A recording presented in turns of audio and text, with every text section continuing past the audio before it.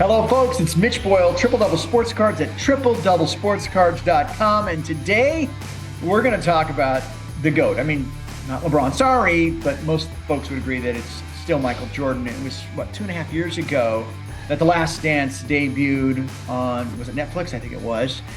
And it created not just an uproar in terms of ratings and an amazing documentary, but it also kind of set the, at least NBA, if not all of the card world on fire in terms of values. And so I thought it'd be fun to look back on some of the cards that I got back from Beckett over that time.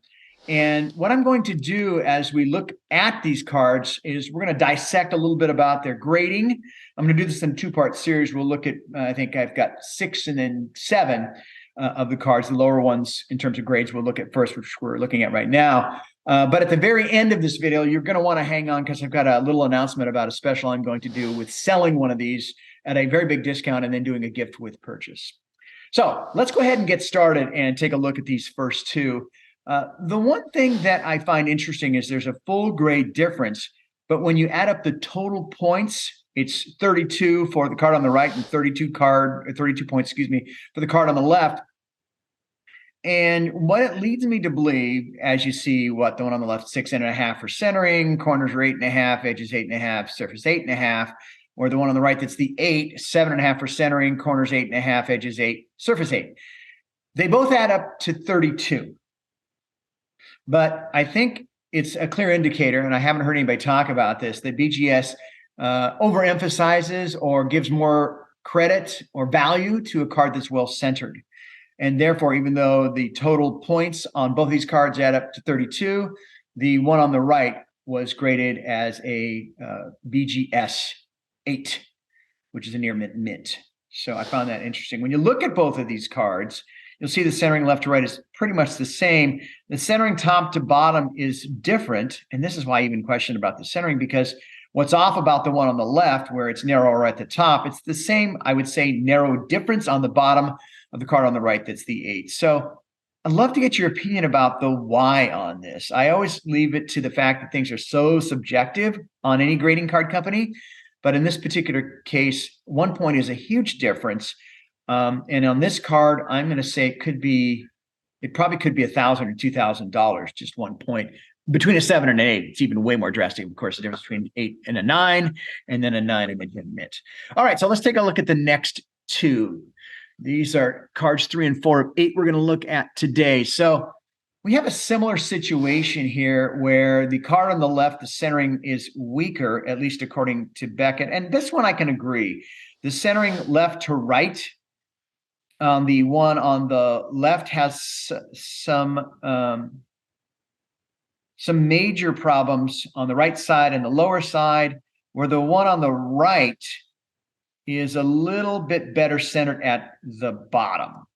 But what's interesting is that the corners, edges, and surface on the 8 on the left are all 9s, even a 9.5 for the surface, where the corners, edges, and surface are 8.5, 9, and 8. When you combine all those, I want to say the one on the right is around a 33, maybe a 33.5. And then the one on the left is a 35, which would average more than an 8.5. So again, as it was for the first two, the centering is a key component to what I believe is how BGS comes up with this grading. It kind of depends on what people like. If you want subs that are a little bit higher, I think you're going to want the card on the left, even though the centering's a little bit off. If centering's more important to you, you're going to want the card on the right. Other than that, I think the differences are pretty subtle. All right. Hey, you know what might be fun on these two anyway? Let's just take a look at the back, because that does include some consideration in all the grading. So maybe there's something dynamic here that's different between these two.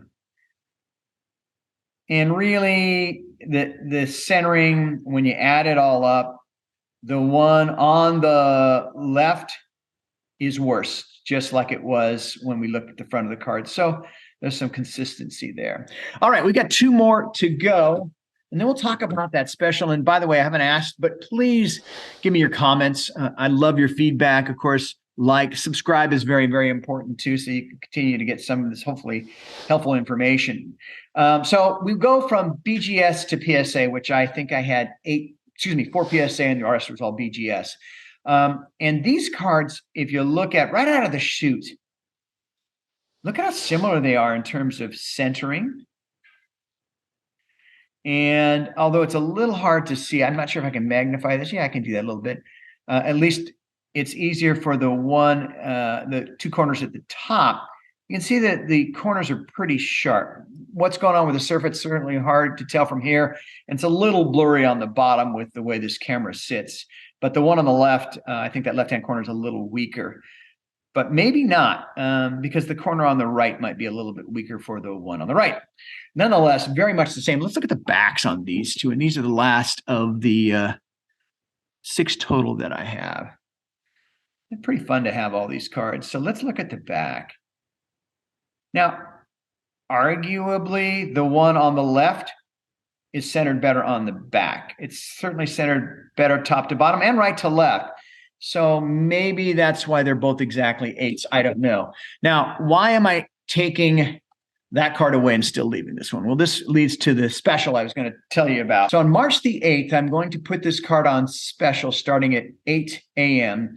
Pacific Daylight Time, and I'm going to sell it at $6,399.94, which from what eBay is selling these for right now, it's on the low end around $6,100. On the high end, it's about $6,800.